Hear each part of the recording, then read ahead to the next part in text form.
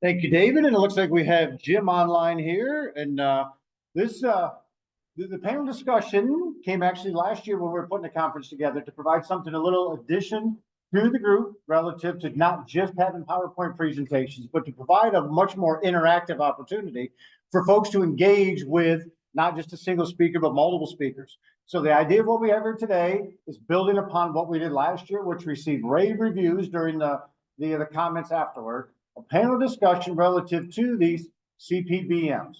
So what we have from a group of panelists here are people from throughout the United States involved with these in other regions. You just heard what we have in Pennsylvania now. We have expertise from the Southeast, the Midwest, the Northwest to kind of share some of what they have, give you an opportunity to say, hey, how is this similar? How is this different? These have all been going on longer than what we have in Pennsylvania to allow us to draw from these people.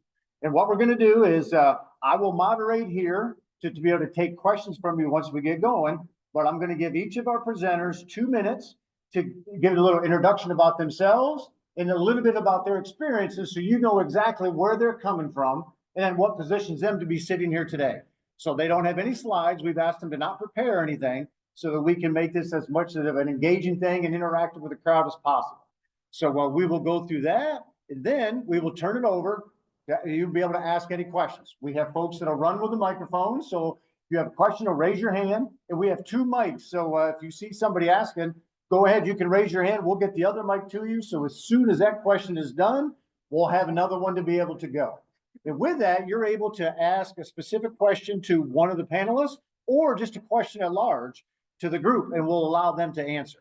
And as we go through some of the questions, we'll have a single answer. Others, all 3 of the guys, we'll join in on and add some of what they have. So we do just ask that when you ask a question, make it a specific question, not a long commentary, about this or that or whatever. Ask something specific. We want this to be fast paced. We have an hour for this, but we want to get as many questions in as we possibly can to our group of panelists. So that's what we'll do. And we're going to start. Actually, Jim, you are the farthest away, so we're going to let you go ahead and go first.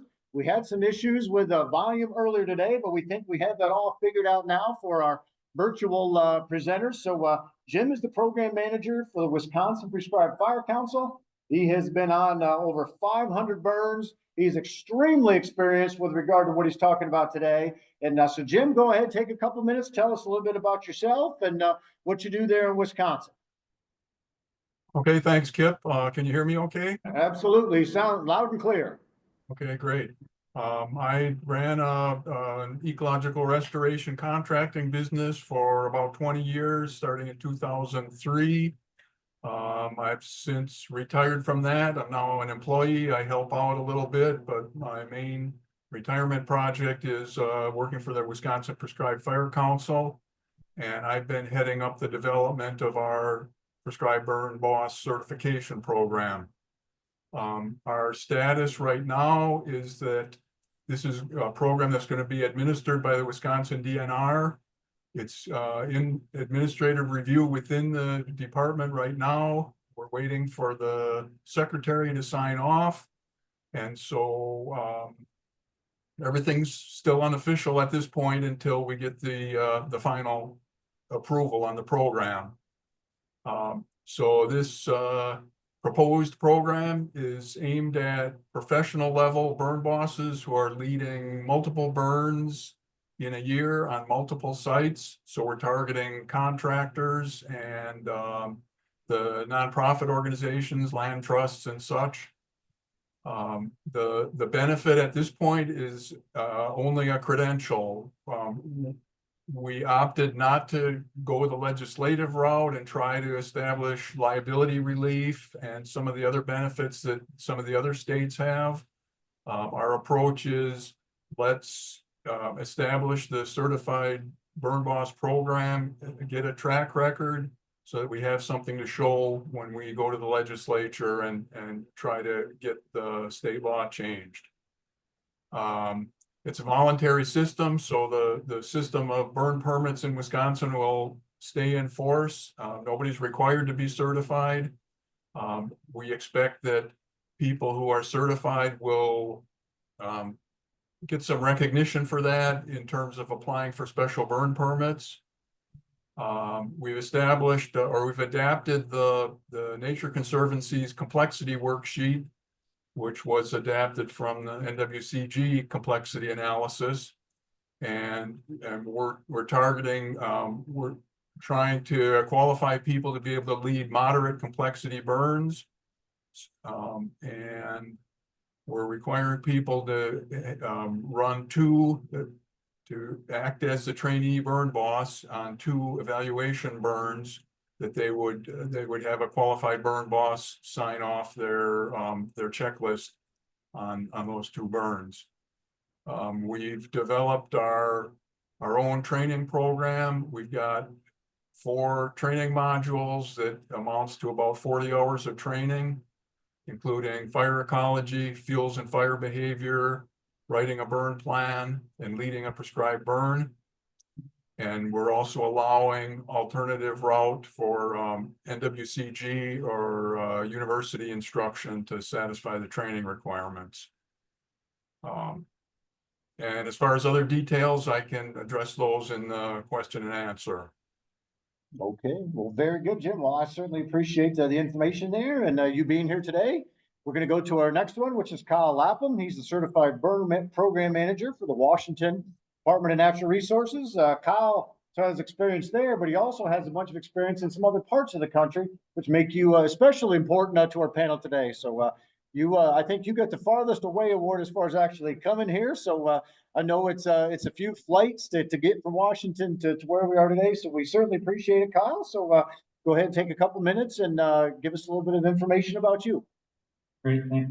Yeah, my name is Pannel Spears with the Washington DNR, and I am our Certified Burner Program Manager. So I'm responsible for administering the program across the state. I am a RSP2 burn boss, and I've burned for over 20 years. I spent a lot of time with the Nature Conservancy in Arkansas and Iowa, so I've been running for a while in quite a few different places. I think the biggest thing for me to relay for how our program kind of functions is it is a voluntary program. It was established with the legislation in 2018, and then they hired me in 2022. So I've been the only person to administer the program since it started. We do a 3-day in-person course. Part of that is a field day where we go outside. As mentioned in one of the previous presentations, since it's voluntary, folks are given simple negligence, and then the carrot or the benefit for being certified is that you get gross negligence. So you're given a higher level of liability protection if you're a certified burner. And the other presentation mentioned sort of a catastrophe fund. So Washington currently has in their legislation right now, we're going to see if we can pass a prescribed fire claims fund, which is then tied to our certified burner. So you would have to become a certified burner in order to access that fund. And since we started in 2022, I've hosted 6 courses. I've had just over 100 people take those courses, and we've certified about 17. I have a few in the hopper, so we're looking at probably 20 certified burners in the future. Thank you. Very good. Well, thank you, Kyle. And then to his right, we have Brian Whitmore. Brian is the Wildland Fire Program Manager here for the Pennsylvania Game Commission. But prior to that, he was the Wildland Fire Program Manager for Fort Stewart, the steering committee member for the Georgia Prescribed Fire Council. So he certainly can talk about Pennsylvania too, but we specifically asked him to be here to talk about Georgia's Prescribed Fire Council. So Brian, what can you tell us about that part of the world? Thank you, Jim. As you said, my name is Brian Whitmore. Maybe a little background on myself. So I grew up in Maryland, so I'm really familiar with the Mid-Atlantic. After my short time in the Mid-Atlantic, after I graduated college, I kind of bounced down to the South where there was a lot of prescribed fire taking place. Prior to doing down South, I was strictly following NWCG, so I kind of thought that was the only way forward, but quickly learned once arriving in Georgia that there's a lot of prescribed fire that takes place outside of NWCG. So after 5 years in Georgia, I was lucky enough to get back with the Pennsylvania Game Commission. Right as they were starting the CPVM program and having the first class, extremely passionate about having the opportunity to help Pennsylvania increase prescribed fire across the state with what I learned in the state of Georgia. Maybe a little bit of background on Georgia's Prescribed Fire Council and CPBM program. Chris had kind of mentioned it's the Wild West of prescribed fire. It started in 1992.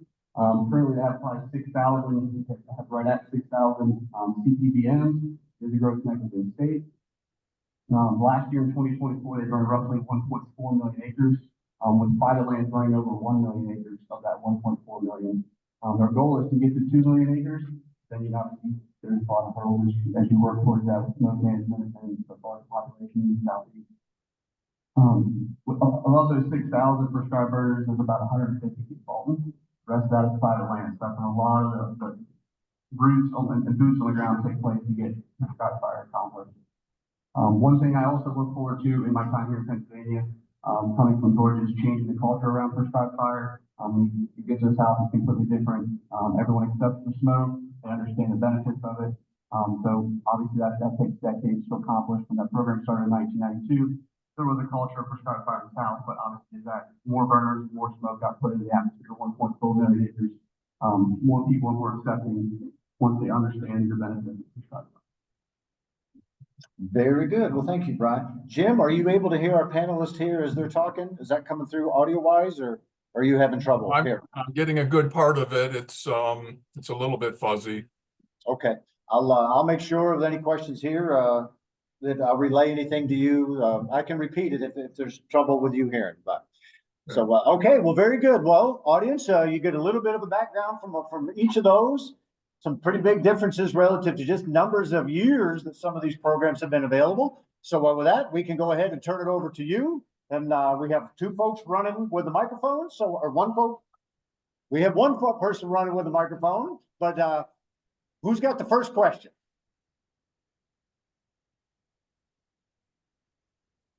It's gonna be a short panel discussion with right up front. We'll start right up front here.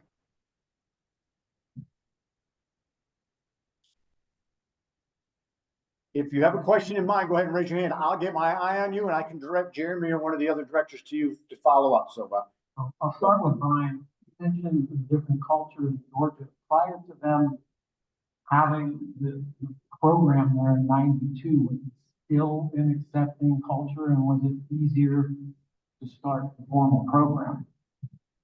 Yes, I wasn't there when they started in 1992, but I assume it was, because I mean, everyone that I've met there, they had their generations before them had been burning a larger, interval than what we normally expect in Pennsylvania. Everyone that I worked with was CPBM. That's what covered us liability-wise, even on a federal installation. Their family members were CPBM. It's just the culture down there. And every day was a good burn day. You would see multiple plumes. A good burn day is good. A large chunk of the areas of the state. So everyone is taking an opportunity for that. A part of that culture and increased prescribed fire, the Georgia Forestry Commission regulates the airshed down there. So you would have to submit a permit or request for a permit, and they would look at the air quality, and they would dole out, like Chris said, it's pretty high demand. So if you didn't get in early enough, you might not get the permit to burn. Some people would still burn, but then they're accepting that liability even without a permit. But being a gross negligence state, it's a little more accepted. So before 1992, to get back to your question, it wasn't a common culture in the South. Plus, if you look at the fire return intervals in the South, they fire more frequently than people here in Pennsylvania. So that's the thing they have to maintain their fire. Very good. Kyle, how about Washington? How does the culture there affect the amount of fire? Let me rephrase that. Relative to the CPBM, how does that help get more fire on the ground relative to the culture in the Northwest? Yeah, prior to showing up to Washington, I don't think I've been asked about 5 years on my life. So part of the reasoning to start the certified burner program was to address the liability questions that a lot of folks have. So providing that higher level of liability, I think, has been attracting some people to the program. We've also helped establish some very recent prescribed burn associations, and I think having the certified burner program is something to work towards, where those prescribed burn associations have been very helpful. And that's, I think, where we're seeing some of the opportunity to change some of the culture, because it is very very removed from a lot of the society, and a lot of people are living in pretty urban areas, and we do have a lot of wildfire activity in Washington State, and I think that is a fundamental difference from places like Pennsylvania and other places that I've worked, Arkansas and Iowa, the wildfire, is very fresh in people's memory. And so part of the reason why we're trying to actively get more burning down to help prevent them. Very good. Jim, let's talk about Wisconsin. Your CPBM program is certainly a little bit older than Pennsylvania's, but relatively new. How is the culture in Wisconsin relative to acceptance of fire?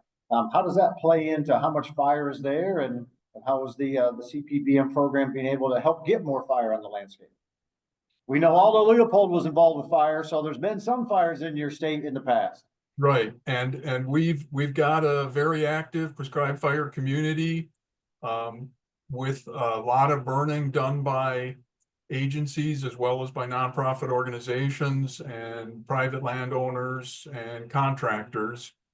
Aldo Leopold was at the University of Wisconsin in the 1930s and 40s, and some people call that the birthplace of ecological restoration. So we've got quite a bit of tradition in this area of doing burns for ecological and forest management objectives, and a growing number of people burning their own land.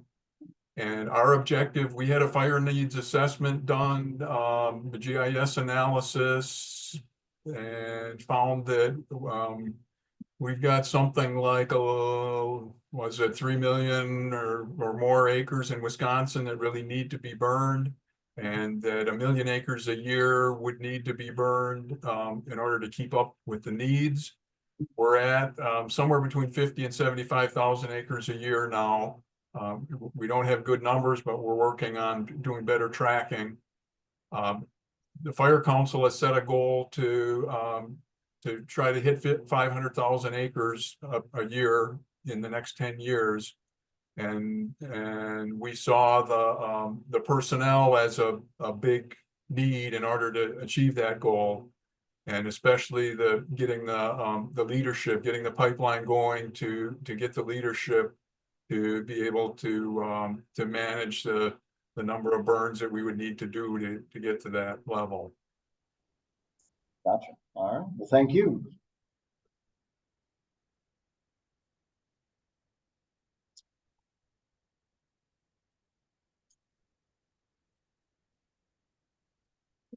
Two part question going off of that question about the culture of burning. Do any of these agencies or any of the certified burners do anything in terms of outreach, education that helps to build this culture, especially with a lot of people moving to these areas, some of the states from out of state? And then my second part of that question is, are there any burns that are done by these certified individuals that have escaped and caused a lot of negative press, not necessarily legal issues, but some.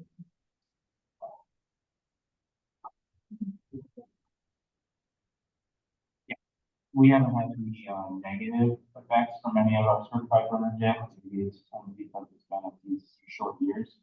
So one of the pieces that we teach during the course is public outreach. And I think that varies based on the individual. So of the folks that have gone through my course, it's been impressively diverse with where people are coming from as far as taking the courses. So I've got some folks from tribes, I've got private industry with contractors or forestry companies. I've got folks from nonprofit land trust agencies. And I really haven't had like the single landowner that's gone through and been certified yet. I've had those folks take my course.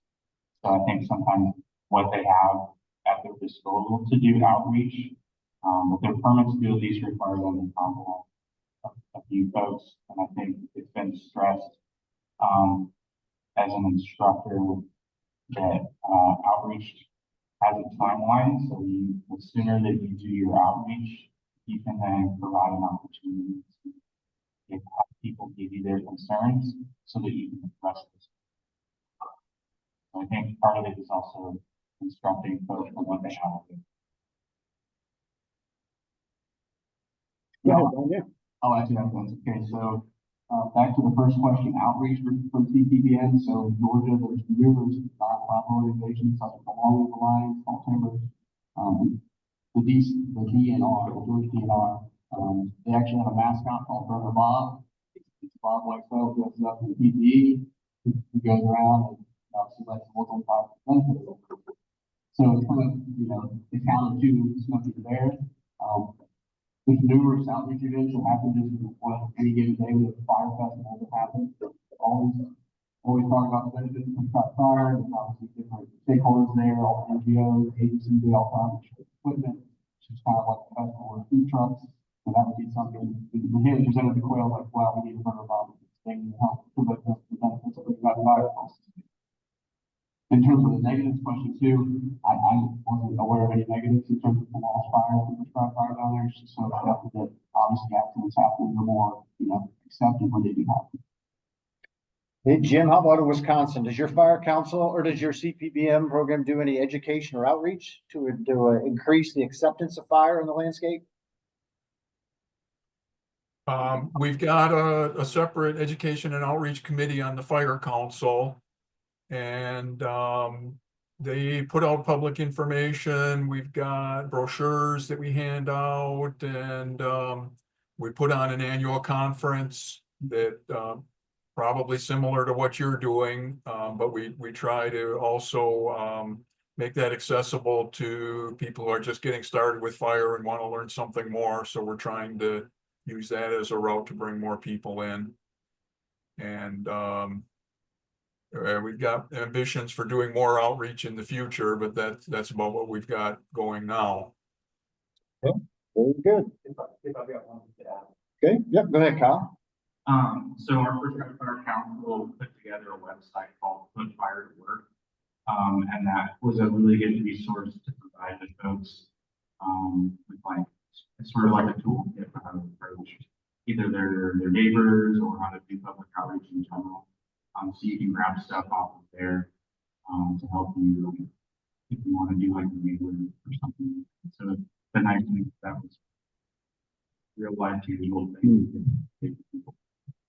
I like that slogan. Next question is right up here, and then we'll come back. So in Pennsylvania, we have a tremendous number of forest landowners and small farms. That's 70% of our forest. We have a lot of wildland urban interface. And so I guess my question is, how do you address that issue or market by the landowners who would like to mitigate their bill? Okay, so specifically relative to that wildland urban interface?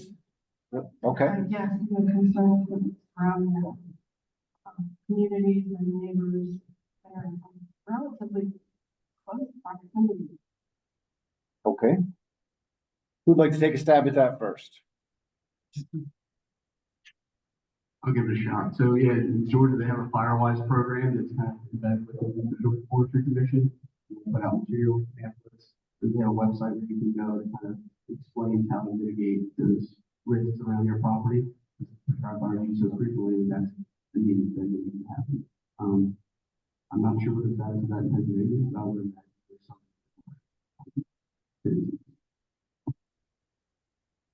Yeah, so in Washington, I'd say they're very similar. There's a lot of landowners, that are wanting to get money sometimes off of their property. We have a service forestry that does cost share for a lot of different type of work for landowners. So we do cost share with them to do prep work or thinning, anything from files. And we've gotten them to now offer prescribed fire as a cost share for folks. So that's helpful on the financial side. I think sort of that social license to be burning up against your neighbors, that's gonna take some time. So PBAs that have started, one's in a very rural area, and I think that's been less of a concern. One is around a fairly touristy town, but the wildfire risk there is pretty high. So I think they're able to sort of sell some of their work on mitigating with some of that fire risk. It's really interesting to be working in the southeast.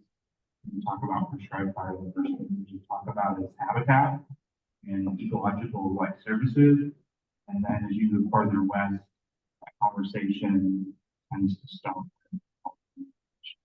And in some cases, like the habitat part isn't necessarily always mentioned.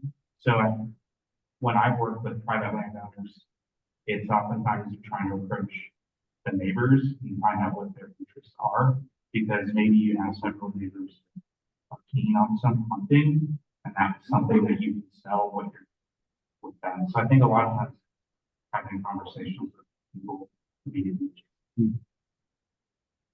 Jim, anything in Wisconsin relative to that wildland urban interface that you guys have specifically dealt with?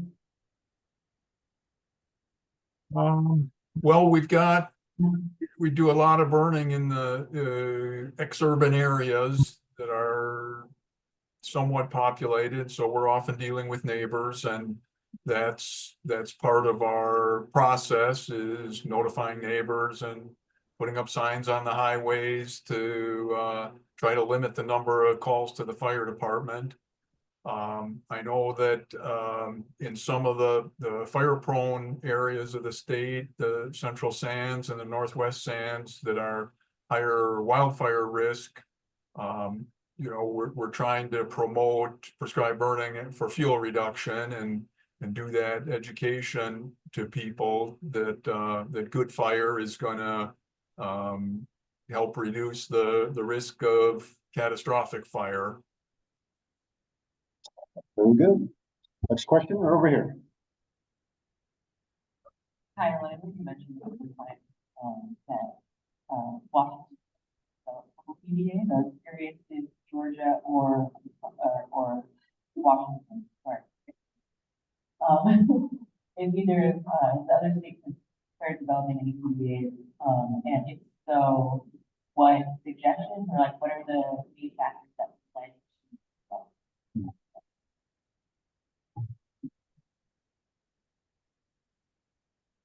Yeah, so a few PBAs, as Teresa mentioned, are funded by Paul Timmers from the top down, but there are also some in Georgia that are funded, through the grassroots, and they're around certain species management. I mean, the one I could think of is quail. So in Southwest Georgia, quail hunting is a huge driver of the economy. All these landowners come together and they burn like no one's business. And what brings them together is the quail. On the eastern side of Georgia, where I was at, coastal plains, similar things that take place. There's quail there, but not as many.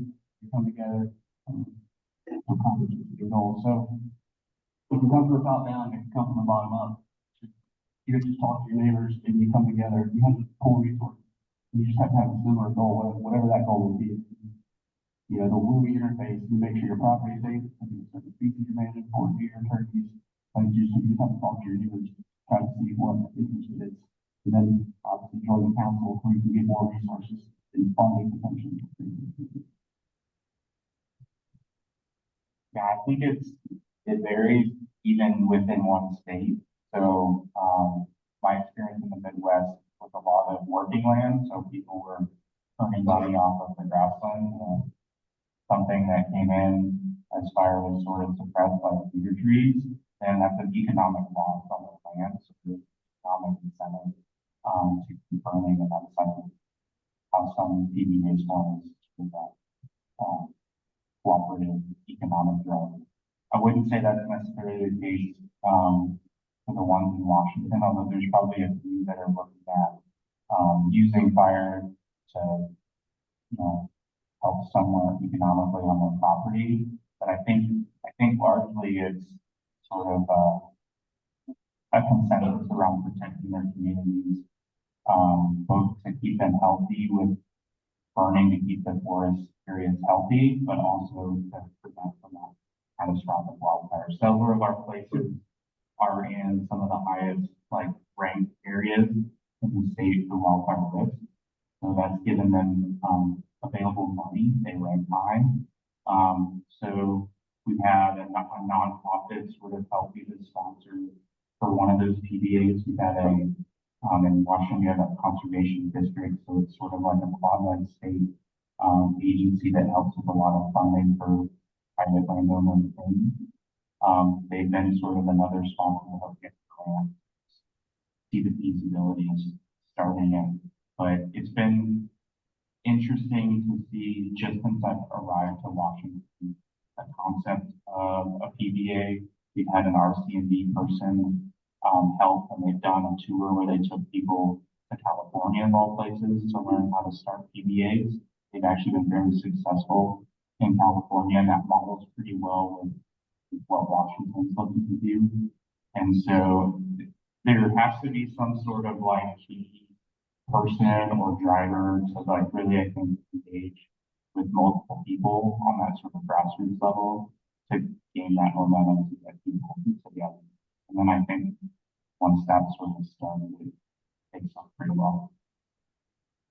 Hey, Jim, we're talking about PBAs. I'm a huge fan of them. I have a couple of colleagues in Missouri that get heavily involved with PBAs in that state.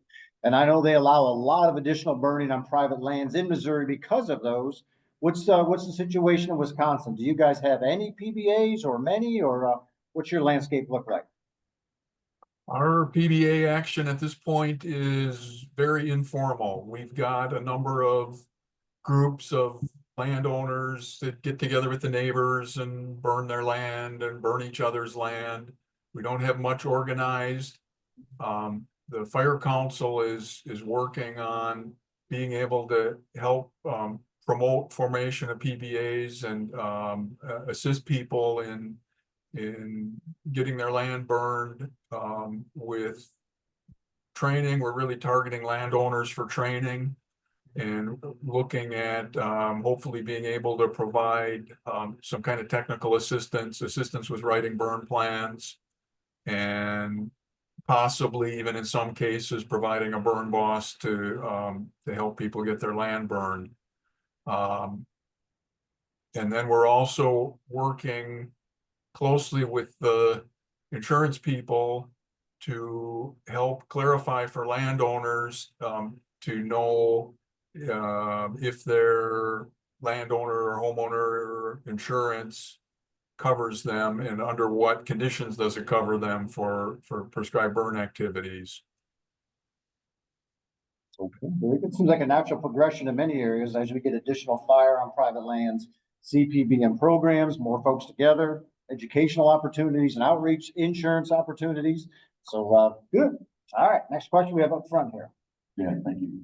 Thank you, Kyle, for coming all the way to Washington. And I know you kind of touched on it a couple times, but maybe ask me more directly. I'm interested in some of the motivators on why people are getting involved and if there might be any differences in what we expect today. So if you would be a waiver of those specifically for the subject. Prescribed burn managers, but also the landowners themselves, and how that might translate as well into the conversations we've had with potential insurers and speaking of language. Yeah.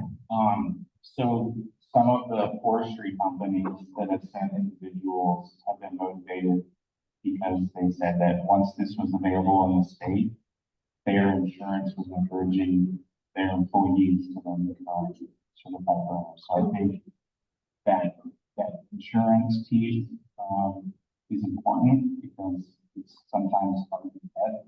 And so once you have an established certification program in your state, that can be a little bit easier to gain because for a non-agency person, they don't necessarily have qualifications that they can say, this is how, somebody thinks I'm a good burner.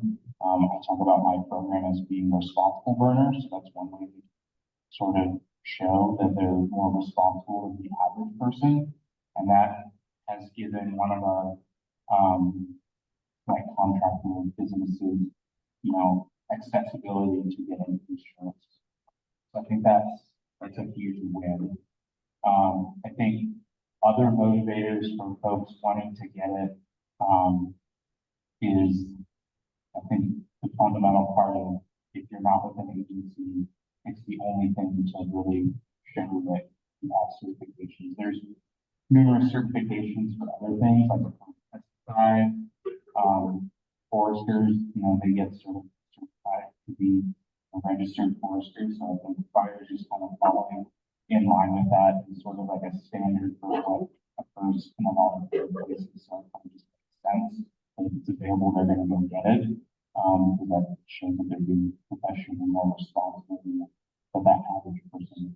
I think the hard thing is for our program, I come and do an evaluation of them needing a burn before they can get certified. So if you have a small landowner and they're only looking to burn a small piece, they might use that small piece for their evaluation, and that certification is not necessarily valuable if they're looking to do more burning on their property. Well, I've kind of already treated it, but maybe they help other people, or like that timeline might be kind of that interest in it kind of varies. I think it becomes harder for a smaller donor unless they're going to be engaged in like an organization or something that runs their skill set also. I think at some point it has to like make sense. Got So my question is a follow-up to the question. Touched on it a little bit, but it has to do with volunteer fire companies. Obviously, there's a lot of overlap with what is doing, but there's potential conflict between what's being called out on the seven. So what you guys talk a little bit about how your program is engaging with volunteer fire companies, what kind of conflicts of visiting, what you might think about how to mitigate those. So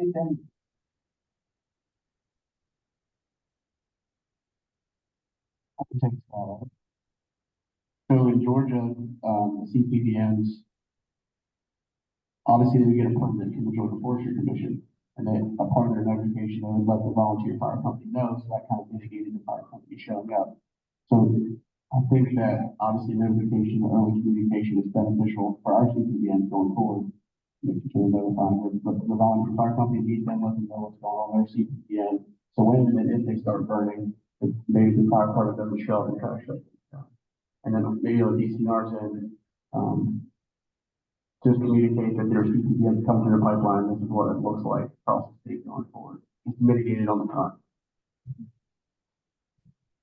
Yeah, folks in Washington are required to get a burn permit unless they're burning like 1 mile. So I think the certified burner program is actually making it better. So on a permit, they're usually required to call like the DNR, which would be a fire response agency, and the dispatch. And so, but they're not necessarily calling like a fire department and saying, hey, we've got a burn in the area.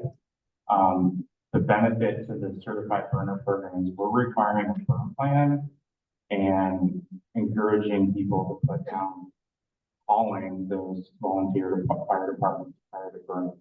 My experience in calling volunteer fire departments, though, is if it's on a weekend, but oftentimes you're calling an unmanned or unstaffed building and you're just leaving a voicemail, and people are still going to roll up because the chief's not going to call the firehouse beforehand.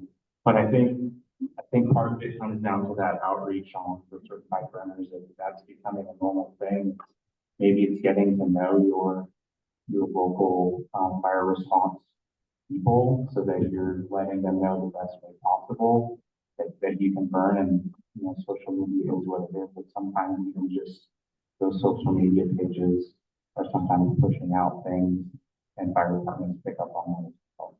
So I don't know if I have a necessarily a great answer for that. But I think that's what we're showing. Hey, Jim, we're talking about communication, and in Wisconsin, when your folks are burning, through CPBM, who are they contacting? Are they getting with the local fire departments, or are they, are they getting with the DNR? What kind of communication has to take place before they're burning? We've got areas of the state that are under the authority of the DNR for fire regulation, and so we need to go through them for a permit to burn during the day. So then we're notifying the DNR, and they also require us to notify the local dispatch offices. Hey, I'm doing a burn today at this address. So if you get a call, you know what it's about. But they're required to send someone if they get a call. But at least maybe they'll know to either call us and say, is it still under control? Or just send a car and check it out before they send the whole force out. Other areas of the state are the cooperative areas are regulated by the local fire departments, and those vary. Sometimes we need to get with them to get permission to burn, and sometimes we're just notifying them that we're doing a burn. Okay, very good. Certainly communication goes a long way toward a good cooperation there. The last thing a local fire department wants to do is get all the volunteers out of work to jump in the truck to go out to find, hey, this was a prescribed fire that somebody set. So And communication is good. I've got a couple of the local chiefs where I do a lot of burning. I just send them a text, hey, we're burning at such and such address today, and they get a few texts a week during burn season, letting them know what we're up to, and so that they'll check in if they get a call. Hey, are things going okay, or do we need to send someone? So and so we do have that relationship, and that is real useful. Very good. I do have one go.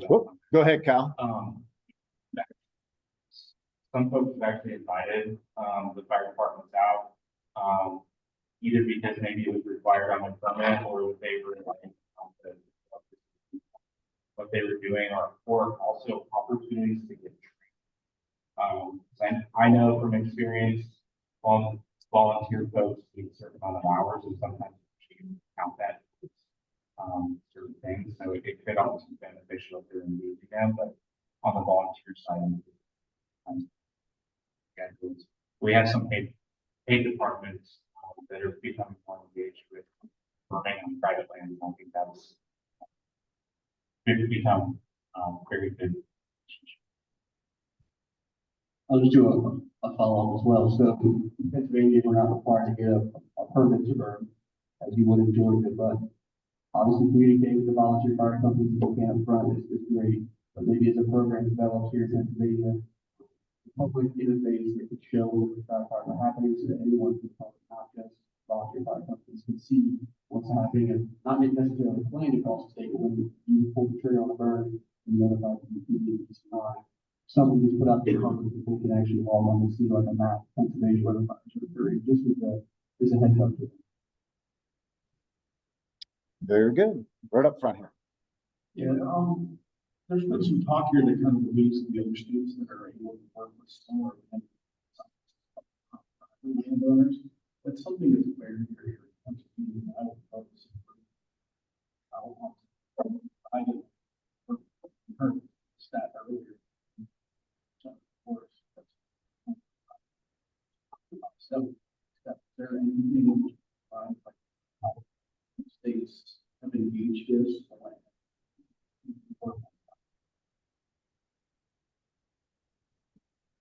Yeah, coming from the DNR, we definitely do work on private lands. I work in the Forest Resilience Division, and we have over 100 employees that are dedicated to this forestry. Even have a small landowners shop that deals with both wildlife and other helping them work through regulatory things. So our states is invested in the money to help with those private landowners. When I was in Arkansas, a lot of that, the Arkansas Game and Fish Commission, they had private biologists that would go out and help. And then I was in Iowa, which is like 97% privately owned. We had a lot of NRCS folks, but also that's where like Fences Forever type organizations have like practical knowledge that's very helpful. And so, for Pannel Lands program, I know going forward in the next few years, we're going to be looking to expand more into private lands, maybe hiring a few positions that actually go to landowners and then connect them with these folks. These NGOs and other places that can offer money to help them do habitat work on their land. That would include prescribed fire at some point, but that's a few years down the road. Yeah, so I guess the PDC recognizes that there's a disconnect between private landowners and getting them resources from NGOs on the federal side to the landowners that want to implement work. So we're eventually going to try to bridge that. Jim, how about in Wisconsin? Does the DNR there do anything to help get additional fire under private lands, either through you guys or I guess without you? But is there a push from the agency? Well, the DNR has in their objectives to promote prescribed burning throughout the state, but they're with their staffing level, they're pretty challenged to get to all the burning of state lands that they need to do. So, in fact, they're even contracting with contractors, and they've got MOUs with some of the nonprofits to help get some of their state land burned. So they're a good partner in helping promote burning on private lands, but they're not really able to get out and provide resources to get that done. Gotcha. All right. Here in the back. Sorry, I got one more to go back. Oh, I'm sorry, Kyle. Go ahead. So from the DNR perspective, we created a prescribed fire policy that's been passed few years as our agency sort of re-engaging with prescribed fire kind of went away for a while. We put in that policy that we could participate in any burn as long as it had a burn plan. So that did give us an opportunity to engage with burning on private lands. We just have to ensure that there's a burn plan in place for that, but it might even be something just as simple as writing it into your policy, like start like crack that up to like let people handle into that. I like that. Here in the corner. Did you guys start with low complexity burns? And if so, what was the progression to moderate and high complexity burns?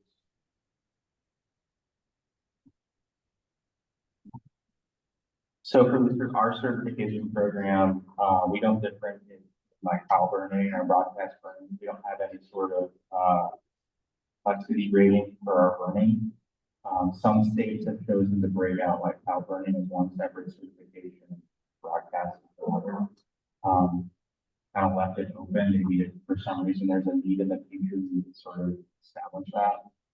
But currently in the state, people can burn without the certified burner, so they really know, in my opinion, they really need to add in a complexity rating, and people are burning without that. Part of that's a little bit regulated with the permit. They might come back and say these things are going to be required. I would echo the same thing in Georgia. When you apply for a permit, the Forestry Commission's looking at the weather, the plan, and then the airshed, so they kind of mitigate that complexity if they think it's going to get out of control and something will be able to handle it. So there's no complexity required in this city. Hey, Jim, talking about complexity of burns that the CPBM folks are allowed to do. I know you mentioned earlier, I heard you mention moderate complexity, but what's the situation there? Are they limited to low or moderate complexity, or what can they do? We're really pushing people to recognize their limits and to only take on a burn that they feel prepared to lead. As far as the simple burns like pile burning and the simple low complexity burns, those are really not targeted by our program, and that's left to the existing permit system that anybody can apply for a permit through the local ranger to do their simple pile burns or low complexity burns. Gotcha. Okay. This question is for Jim. You mentioned that you led a contract fire, group for a while, I think. I guess what did you find as your key to success, especially in a state that maybe did not have, simple negligence, or you didn't have that protection? Jim, that was to you. Said you had mentioned that you led a contract fire there. So what you're asking Steven specifically how he was successful doing that, leading that group. So yes, explain to us how you were successful leading that contract the fire group, Jim, to do contract burning there. Well, it started off small and we built our experience and built up our equipment and kind of conservatively increased the complexity of the burns that we went after over the course of well, 20 years. We went from me leading a crew of 4 people to a staff of 6 burn bosses and running 3 separate crews and you know, on some days each crew getting 2 or 3 burns done a day and started running all over the place, you know, getting a lot of burns done. Okay, let me add one thing into this. Your state has strict liability regulations relative to this, which certainly aren't as advantageous as gross negligence or simple negligence.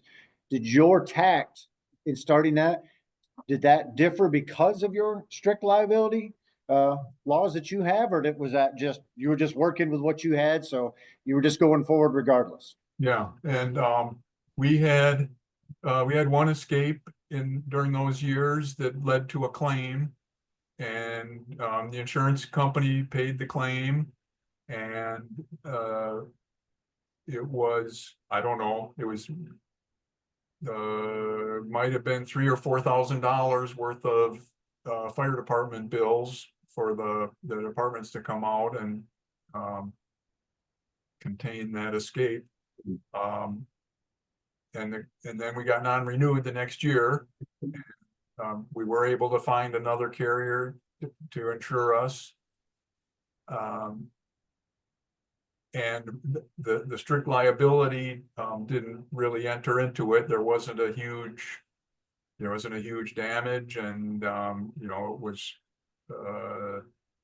I suppose in a gross negligence state, maybe we wouldn't have had to pay that claim. I'm not sure, but it was I guess it hasn't been an issue. We don't have a lot of escapes in Wisconsin, and so even though it is a strict liability state, really the trouble is getting the coverage. It's not the you know, it's not the claims or the liabilities that are a problem. Okay, you say that hasn't been a problem there. Has there been any effort by your council to try to move legislation to get you away from strict liability into something that's maybe a little more advantageous for prescribed burners?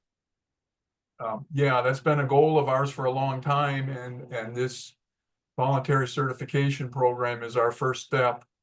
But our DNR partners are not willing to get behind pursuing a change in the liability standard until we establish a track record with the certified burners and have a basis to go forward with. And our situation in the legislature is kind of nutty, and so everybody wants to have all their ducks in a row before they start approaching the legislature to change the law. Gotcha. All right. Well, I'm sure your legislature is not the only ones that have a few nutty folks on it. Maybe we need to get some Georgia folks up there, and Brian can arrange for that. Well, folks, we have about 8 minutes left. So if you have a question, be sure to raise your hand now. We have one right here, Jeremy. And then while she's moving the microphone there, I'm going to ask, just so that all the panelists know, when we get done here, I'm going to ask the last question. I'm going to ask each of our panelists to give us here in Pennsylvania one thing or one tip relative to these other CPBMs that works good for them, or something that we may want to consider here in Pennsylvania. So, but first, we have a question right here up front. of, fire management this year. Found that is, that is,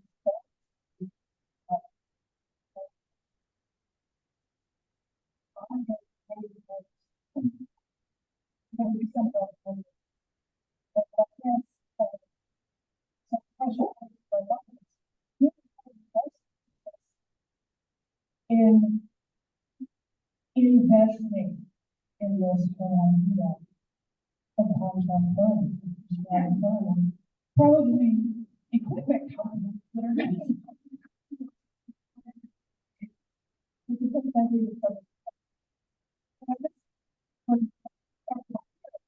And any of these states that identify an investment plan to invest in this right and provide equipment for the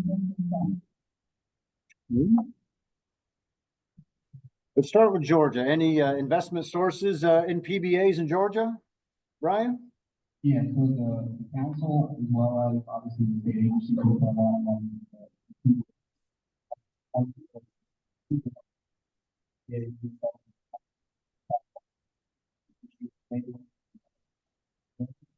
If you can rent for the day for $100, every tool you pull.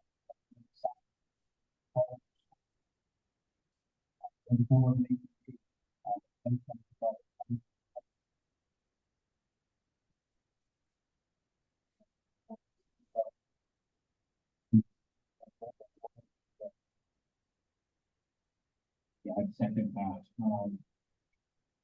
The DNR has helped fund, sort of like that seed money for PBAs, so part of it's like staff time to like get people together to have meetings, have that public outreach to see like who's interested.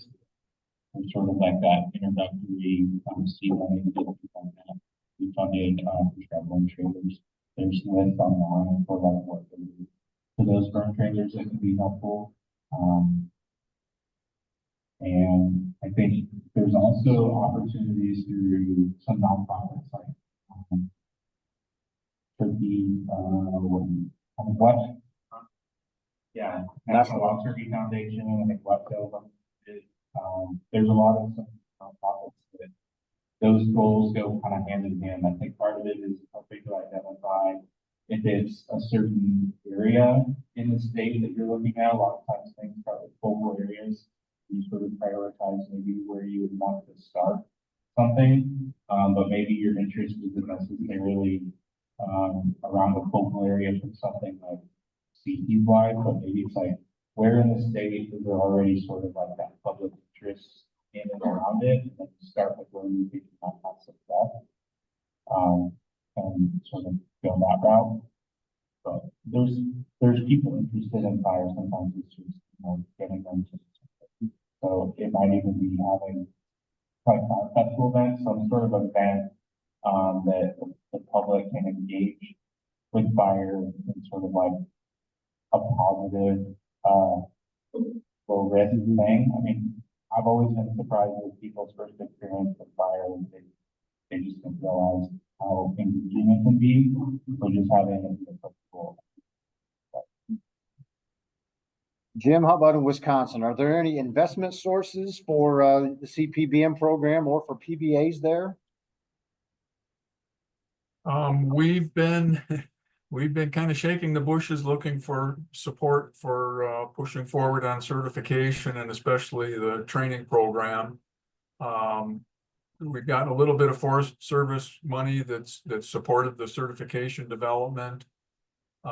Pheasants Forever got some National Fish and Wildlife Foundation money to promote prescribed burning among landowners in the Southwest grasslands, and along with that was to promote formation of PBAs. And we've been kind of exploring some foundation funding that might support similar efforts in other areas of the state, but nothing real concrete at this point. Okay, well, very good. Well, All right, well, we're down to the last question then, and this one is mine. And Jim, I'll start with you. Give us a tip here in Pennsylvania, something about your Wisconsin CPBM that we should be aware of. Maybe it's something that we should try to attend. Maybe it's something we should steer away from. Totally up to you. Give us a tip from your program that we should pay attention to here. Well, all I can come up with is I think you're on the right track with trying to grow your community and grow your base of mentors and expand your qualified personnel through that route. It sounds like, you know, your structure is kind of similar to ours, where you need a qualified mentor to sign off on the certified people. And so you got to kind of bootstrap yourself up in order to grow that. And sounds to me like you're on the right track. So I can give you that endorsement. Very good. Well, I appreciate that. Kyle, how about from Washington? What's a tip you can give us? Yeah, that's a tough one. I guess my mind kind of goes to, being approachable for your audience. So thinking about who is the certified training program for, and is it approachable for them? So my experience is our program seems, less heavy on some of the entry level like requirements. It's expected to have experience when they come in, not requiring a lot of other things because the state's not providing that to the public. So thinking about making it accessible for you all.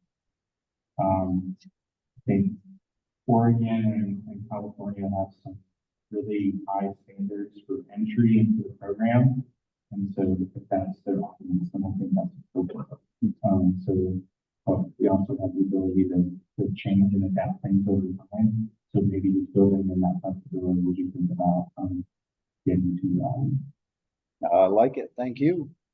Brian, how about from Georgia? So I would say the CPBN, the future of the program, to get to the next level, you're gonna have to take calculated risk. Obviously, we talked a lot about liability, the different mechanisms. I know the CPBNs are, you know, the services and build a planning experience, but as it progresses, if the program is still in its infancy, it's pretty vulnerable to kind of get shut down for a major issue when, you know, these CPBNs start running. But there's a tremendous amount of support in the room, obviously, prescribed fire, so CPBNs lean on all the resources in the state. Obviously follow the legislation that will protect yourself. We're working on the insurance, but yeah, please take calculated risk that pushes the program forward. And obviously, more people. Very good. Well, Jim and Kyle and Brian, thank you very much. We certainly appreciate you being here today. And folks, how about a big round of applause for our panel?